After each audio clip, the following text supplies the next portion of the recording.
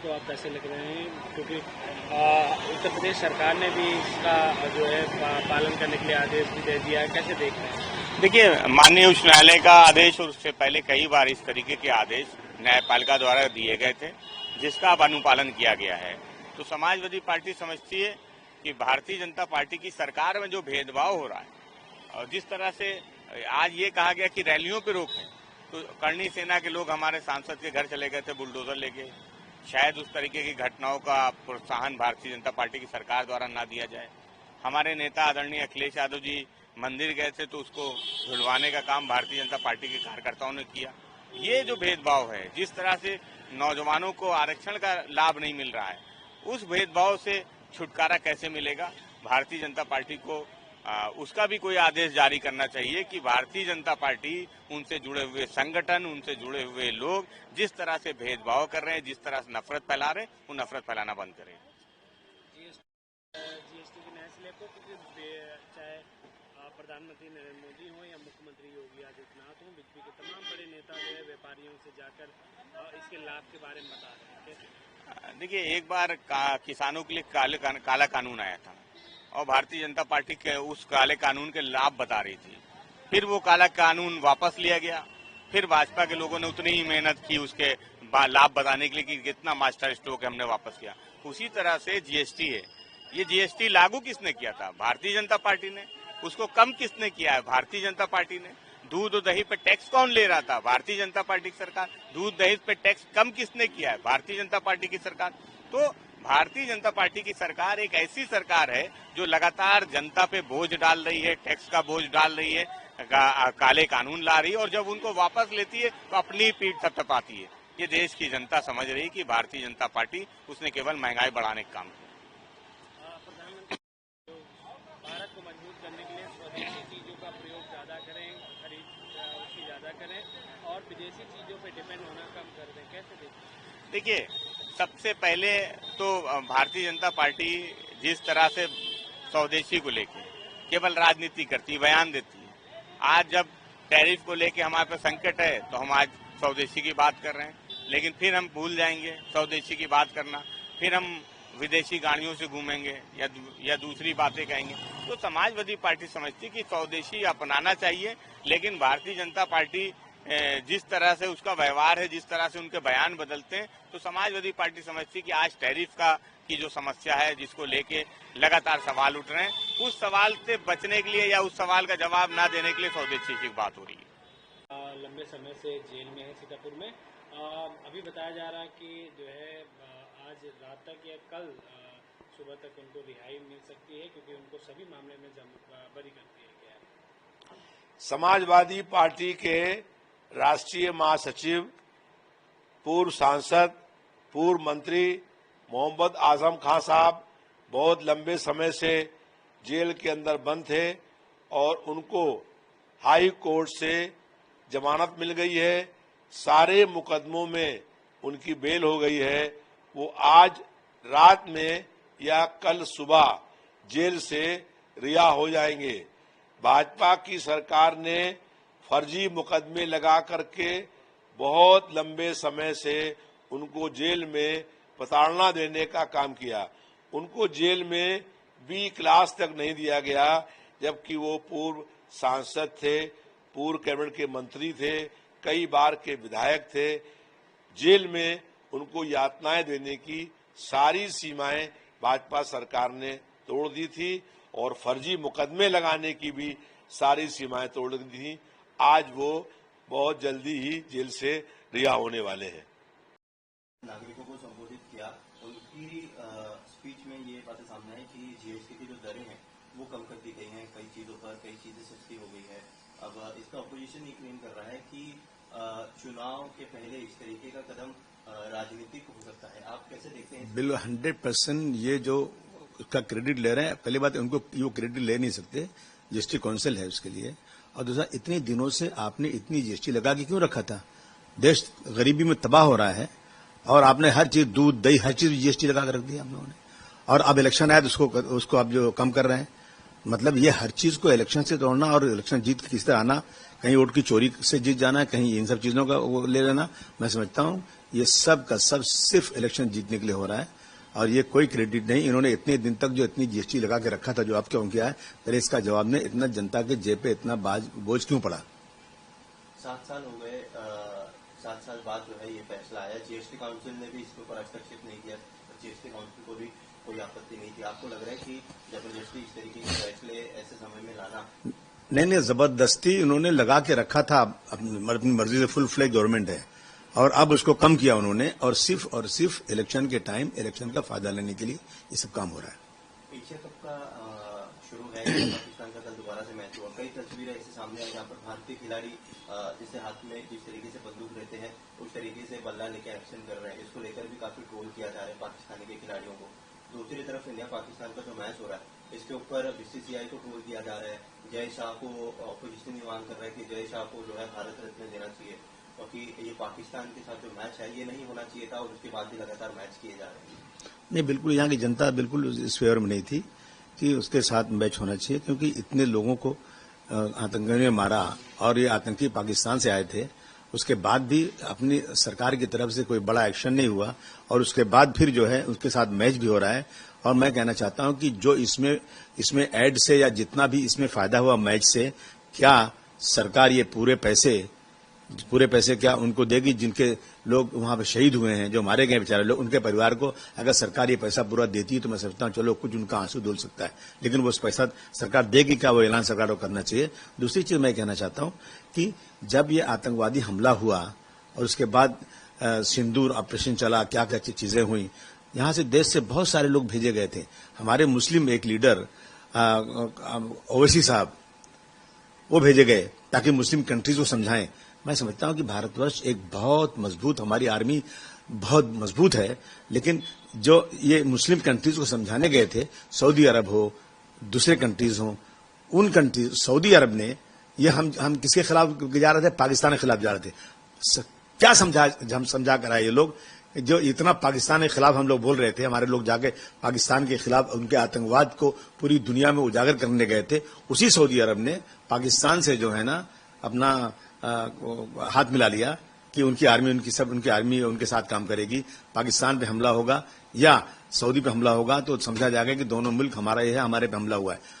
ये समझौता तो इंडिया से होना चाहिए था, सऊदी अरब का, क्योंकि हिंदुस्तान मजबूत है, पाकिस्तान से बहुत ज्यादा मजबूत हिंदुस्तान है। लेकिन ये समझौता इतने लोगों को भेजने के बाद असदुद्दीन ओवैसी जाकर क्या उन्होंने काम किया वहां जाकर के कि ये समझौता जो है पाकिस्तान से हो गया, हिंदुस्तान से नहीं हुआ। इसका मुझे अफसोस है कि ये समझौता सऊदी का समझौता हिंदुस्तान के साथ होना चाहिए था।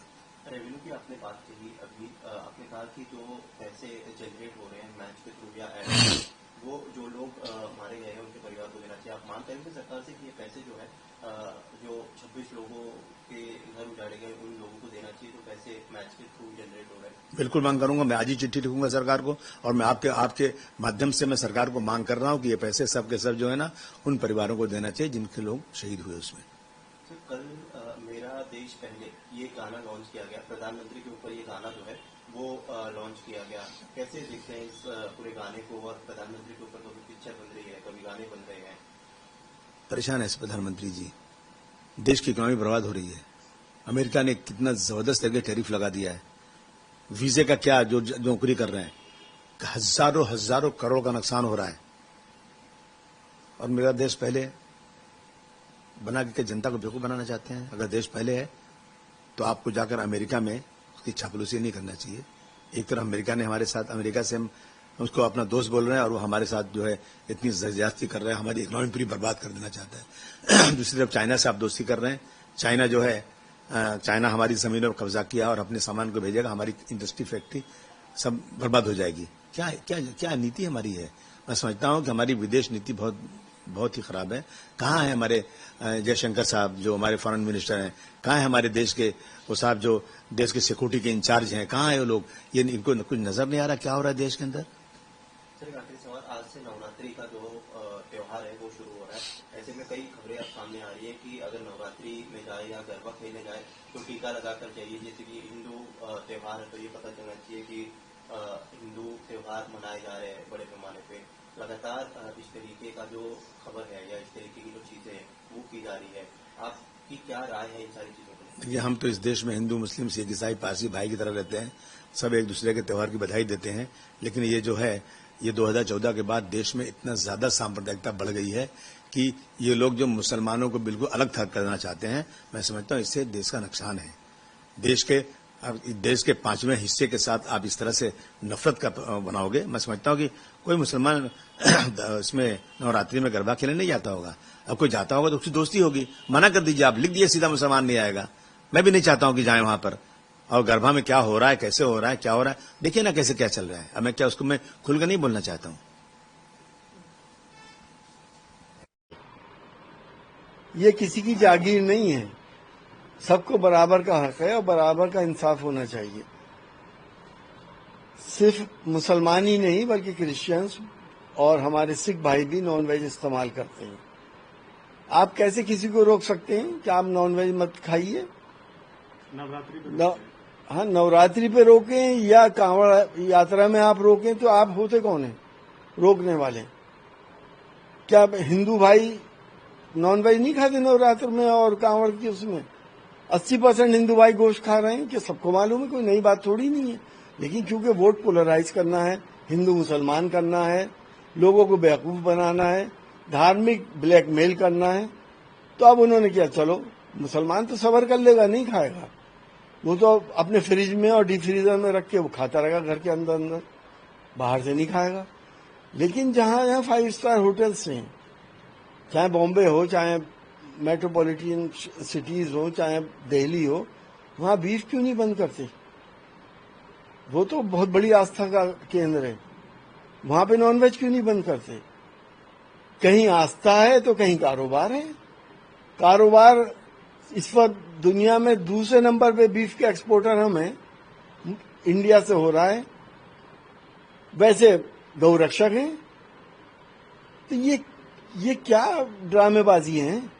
जो हकीकत है वो सामने लेके आइए, और आप लोगों की जिम्मेदारी बनती है, आप लोग लेके आइए। मुझे तो कहना भी नहीं चाहिए। उधर मध्य प्रदेश में नवरात्रि को से पहले जो गरबा की सनातनी क्रांति शुरू हो गई है, वहाँ पे अब जो गरबा पंडाल है उसमें मुस्लिमों के प्रवेश पे जहाँ रोक है, और पहचान करने के लिए एक बराह भगवान की तस्वीर लगाई जाएगी। पहले वहाँ पूजा करेंगे जो लोग, वही एंट्री होगी। देखिए, ये नौबत क्यों आई? मैं तो फिर भी इसके फेवर में हूं कि मुसलमान बच्चों को, मुसलमान नौजवानों को गरबा में हरगिज शामिल नहीं होना चाहिए। ये धार्मिक आयोजन है और यहाँ पे एक देवी की पूजा होती है। अगर आप शामिल हो रहे हैं तो आप वो काम कर रहे हैं जो इस्लाम ने मना करा है। मुसलमान या इस्लाम के मानने वाले बुत परस्ती नहीं किया करते, हमारे लिए बैन है। तो आप क्यों जा रहे हैं वहां पर? मुसलमान बच्चों को हरगिज वहां नहीं जाना चाहिए। हालात और माहौल को देखते हुए मेरी सलाह है सब मुस्लिम बच्चों से कि आज के माहौल के मुताबिक हिंदू लड़कियों को अपनी बहन समान समझें और वैसे ही उनका सम्मान करें। भोपाल के सांसद कह रहे हैं आलोक शर्मा की जो लोग हैं वो जो क्या कहते हैं आपका जो लव जिहाद। चलिए, वो गरबा पंडाल में जो मर्जी आए वो करें, लेकिन देखिए जहां तक लव जिहाद का सवाल है, ये टर्म तो अभी 5-10 साल की है। नौजवान जब होते हैं, अल्लाह ने, ऊपर वाले ने मर्द और औरत में एक अट्रैक्शन पैदा किया है। बच्चे आशिकी के चक्कर में पड़ जाते हैं, लव के चक्कर में पड़ जाते हैं, और लड़कियां भी पड़ जाती हैं और एक दूसरे के जानते हुए और एक दूसरे से शादी हो जाती है। लेकिन जब बच्चियों के ऊपर समाज का दबाव आता है, घर वालों का दबाव आता है, तो वो कह देती मुझे नहीं मालूम था ये मुसलमान था या ये हिंदू था। तो वो हकीकतें भी सोचें। और ये प्यार मोहब्बत लव आज से नहीं, ये तो लैला मजनू शीरी फरात कितने हो चुके हैं। वो आज उसको लव जिहाद कर दिया गया। लव जिहाद नई टर्म है और ये भी एक तरह से वोट पोलराइज करने का तरीका है। और जो सांसद जी कह रहे हैं, उन्हें शायद ये नहीं मालूम कि अगर कोई हिंदू लड़का किसी मुसलमान लड़की से शादी करेगा और उसको लेके घर आएगा, तो उसे बाकायदा पैसे से नवाजा जाता है, उसको पैसा दिया जाता है, रेट तय हुए हुए हैं कि किसको कितना मिलेगा, कौन सी लड़की को लेकर आया, कौन लाया। पहले अपने गिरेबान में झांक कर देखें, बाद में दूसरे के ऊपर उंगली उठाएं। सौरभ, देखिए, विदेश नीति तो है ही नहीं, और ट्रम्प जो हरकतें कर रहे हैं मुसलसल हमारी और हमारे प्रधानमंत्री की बेइज्जती कर रहे हैं, और हमारे प्रधानमंत्री हिम्मत नहीं दिखा रहे ये कहने की कि ऑपरेशन सिंदूर ट्रम्प के कहने पे हमने नहीं रोका था, और न ये वजह बता रहे हैं कि क्यों रोका। या तो खुल के कहें कि ट्रम्प झूठ बोल रहे हैं, इतनी हिम्मत क्यों नहीं जुटा रहे, या ये एक्सेप्ट करें कि हाँ ट्रम्प ने हमें धमकाया, हमने रोक दिया। देश को क्यों गुमराह कर रहे हैं? उन्होंने H1 वीजा के इतने रेट बढ़ा दिए, हम तो वहां पे सिर्फ वो कह रहे हैं प्रधानमंत्री ने जिक्र भी नहीं किया, स्टडी करने जाते थे। ऐसी बातों का जिक्र क्यों करेंगे वो? क्योंकि हमारे ही एक प्रधानमंत्री ऐसे हुए पूरी दुनिया में जिन्होंने ट्रम्प का बहुत साथ दिया था, और आपको याद होगा बाकायदा कंपेनिंग करी थी कि अब की बार ट्रम्प सरकार। आज भी वीडियो चल रहे हैं उसके। अब हमारा दोस्त है, वो भी कह रहा है कि हम मेरे बड़े अच्छे मित्र हैं। तो ये मित्रता के अंदर चूना क्या भारत की जनता को लगाया जा रहा है? क्या है इसमें राज, ये बताएं। देखिए, इंसानियत ने, सारे धर्मों ने मां का सम्मान सिखाया है। किसी को यह हक नहीं कि किसी की मां के लिए असम्मानजनक शब्दों का इस्तेमाल करें। मां मां होती है, चाहे दुश्मन की हो या किसी की भी हो। जो भी प्रधानमंत्री जी की मां का बेइज्जती करने के बयानात देता है, हम समझते हैं कि उसको इस बात से रोका जाए और कानून के दायरे में लाके उसे सजा मिलनी चाहिए। संभव पर एक फिल्म बनेगी। हमें अफसोस है, हम तो चाहते थे कि जो उदयपुर फाइल्स है ये इस टाइप की जो भी बननी है, क्योंकि जो इस प्रकार मूवियाँ बनती हैं वो मनोरंजन और जो सोच के हिसाब से ऐसी कहानियाँ बनती हैं, लेकिन उसमें अब अफसोस है राजनीति घुस गई, और राजनीति के साथ साथ धर्म के नाम पर बांटने के लिए इस प्रकार की अगर कहानियाँ ला करके प्रयास किया जाएगा तो ये बहुत अफसोस की बात है कि हमारे संवैधानिक देश होते हुए इस प्रकार की फिल्में बन रही हैं। मैंने तो मांग की थी ऐसी मूवियों पर आगे बनना तो बहुत दूर की बात है, जो मूवियाँ पहले बनी है उस पर ही पहले के सरकार को, सेंसर बोर्ड को उस मूवियों को रोक देना चाहिए था, जिससे उन लोगों का नुकसान होता जो इस प्रकार की मूवी बना रहे हैं, और उनको सबक मिलता आने वाले समय के अंदर कि समाज को बांटने की जो बात करेगा उसका इस देश के अंदर भला नहीं होगा। और आने वाले समय में क्या मकसद बनता है इस प्रकार की मूवी? आप मूवी बनाओ, किसने रोका? लेकिन एक उसका परंपरा, एक तहत इस चीज की होनी चाहिए, देश को जोड़ने की बात होनी चाहिए, ना कि देश को तोड़ने की बात होनी चाहिए। सेंसर बोर्ड पर भरोसा नहीं, हम तो ये कहना, ये बताइए किस पर भरोसा करें? हम तो अभी तक न्यायपालिका पर भरोसा करते हैं। इस समय हमें तो जब देखते हैं कि पुलिस प्रशासन, सरकार, सेंसर बोर्ड ये सारी चीजें सही से अगर काम नहीं कर पाएंगे तो न्यायपालिका पर ही भरोसा रहता है। और कई सारी चीजें ऐसी होती हैं कि कहीं न्यायपालिका का दरवाजा हमें खटखटाना पड़ता है, और कहीं न्यायपालिका खुद संज्ञान लेकर करके उसमें हस्तक्षेप कर करके कार्यवाही करती भी है। तो इसलिए जहां इस प्रकार की चीज हो, जहां देश को बांटने की बात हो, तो ऐसी चीज को रोकना चाहिए और देश के हित में जो हो वैसा फैसला रहना चाहिए। का कहना है कि जो मोदी जी की मां को गाली बकती है, हमारी मां और बहन को गाली बकते हैं, ऐसे लोगों पर कठिन कार्रवाई होनी चाहिए और उनकी गिरफ्तारी होनी। देखिए, कोई इस देश के अंदर, क्या दुनिया के अंदर, कोई समाज, कोई धर्म, कोई संविधान, कोई भी इस चीज़ की इजाज़त नहीं देता कि किसी की माँ बहन की बेइज्जती की जाए, क्योंकि हर किसी व्यक्ति की माँ बहनें होती हैं और सबको सम्मान करना चाहिए। लेकिन बात प्रधानमंत्री जी की माँ की है तो उनको भी हम सम्मान, ऐसे नहीं है कि हम उनका भी पूरी तरह से सम्मान करते हैं, चाहे हम कितनी भी विपक्ष में हो। और मोदी जी ने ये गरीब से गरीब इस देश का, अगर कोई आदमी मजदूरी करता है, उसकी माँ बहन है, तो हम उसका भी सम्मान करते हैं। हम तो चाहते हैं कि सभी इस चीज़ पे राजनीति नहीं होनी चाहिए, बल्कि दिल से सम्मान होना चाहिए। और इस टाइप की चीज़ें अगर कोई चीज़ है तो उसको मुद्दा नहीं बना करके, अगर कोई गलत करता है तो बिल्कुल आप उस चीज़ की जांच करके कार्रवाई करें। और बल्कि एक प्रथा ऐसी चलनी चाहिए कि इस प्रकार की किसी के दिमाग में सोच भी नहीं हो कि किसी दूसरी माँ बहन का अपमान करे। देखिए, जो चाहे टैरिफ लगा हो या $1 लाख का HB1 वीजा पर शुल्क लगाया हो, यकीनन हमें ये नहीं देखना कि क्यों क्या लगाया है, किसके ऊपर लगाया है, बल्कि हमें ये चीज़ देखनी पड़ेगी, गौर करनी पड़ेगी कि इस चीज़ से हमारे देशवासियों को कितना नुकसान पहुंच रहा है। इसकी के सोच के हिसाब से नीतियां बननी चाहिए, जिससे कि कम से कम हमारी जो भारत की कंपनियां हैं और उनके अंदर जो कर्मचारी हैं, अगर इतना बड़ा नुकसान होगा तो मैं जानता हूं कितने से भी बड़ा अगर उद्योगपति हो, जब उसका नुकसान होता है तो वो फिर छटनी शुरू कर देता है। तो मैं तो भी यही मांग करता हूं देश हित में, ना कि राजनीतिक हित में, कि देश हित के अंदर के नीति बेहतर से बेहतर बननी चाहिए सरकार के अंदर, जिससे कि हमारे देश का भला हो। और जिस तरह से टैरिफ या इस प्रकार से जो शुल्क लगाया जा रहा है वीज़ा के ऊपर, ये चीज़ नहीं हो जिससे कि हमारे लोगों के कारोबार पर, एक्सपोर्ट पर असर नहीं पड़े। कांग्रेस अध्यक्ष अजय राय जी का कहना है कि जो वोट चोरी वाला मामला है वो राहुल गांधी लगातार इसको उठा रहे हैं, लेकिन प्रधानमंत्री जी को इसका जवाब देना चाहिए। तो इसका आप तो जवाब मैं चाहता हूं कि आपके संवाददाता भारतीय जनता पार्टी वाले से पूछें, कि क्योंकि उन्होंने आरोप लगाया है तो वो कांग्रेस के साथ हमारा तो गठबंधन है, हम तो इंडिया गठबंधन के लोग हैं।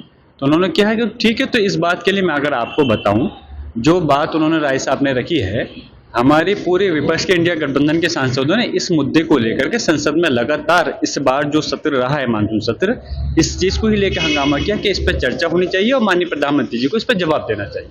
ये मांग तो हम लगातार प्रयास करते रहे हैं, लेकिन संसद के अंदर इस पर चर्चा नहीं हो सकी और इस वजह से ये हंगामे की भेंट चढ़ा, जिसका कि हमें अफसोस है कि हम जो आम जनता के मुद्दे हैं उन पर चर्चा नहीं कर पाए। इसको आदेश दे दिया है जारी करने के लिए, कैसे देखें?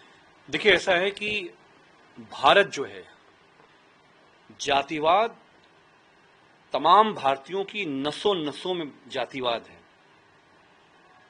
जातिवाद की जगह इतनी गहरी है। नौकर की जाति क्या है ये पहले देखी जाती है। किचन में जो महिलाएं नौकर वर्कर काम करती हैं उनकी जाति क्या है ये देखी जाती है। और ये गरीबों में जातिवाद तो कम है। भारत के पढ़े लिखे वर्ग में कास्टिज्म, छुआछूत सबसे ज्यादा बढ़ रही है। जबकि हम चांद पे जा रहे हैं, क्योंकि ग्रहों पे जा रहे हैं। मेरे नेता माननीय अखिलेश जी ने, आज हमने उनसे पूछा भी है, सरकार से भी, कि भाई आप ये बताओ, मंदिरों में आप पढ़े लिखे जो देश के बड़े बड़े लोग हैं, मंदिर में चले जाएं तो मंदिर को धुलवाना पड़ता है, वहां कौन सा नोटिस लगाओगे? थानों में जो अपॉइंटमेंट्स होते हैं, जिलों में जो कप्तान डीएम के अपॉइंटमेंट होते हैं, वो जाति देख के होते हैं। और खुद सूबे का जो मुखिया है वो खुद कहते हैं मैं तो फला जाति से हूं और मैं गर्व से कहता हूं कि मैं फला जाति से हूं, मुझे कोई शर्म नहीं कहने में। तो कोर्ट्स का ये कहना है कि जो मूल भावना है हमारे संविधान की, लेकिन जातिवाद भारत की नसों नसों में है, सत्ता में है, सरकार में है। और एक बात यह है कि दुनिया में की निगाहें भारत की तरफ हैं कि हम एससी को, ट्राइबल्स को, बैकवर्ड को, मुस्लिम्स को कैसे ट्रीट करते हैं। तो अगर लोकल थाने में जाति का नाम नहीं आएगा तो एनसीआरबी में नहीं आएगा। एनसीआरबी में नहीं आएगा तो दुनिया नहीं जानेगी कि भारत में लोगों के साथ क्या डिस्क्रिमिनेशन हो रहा है।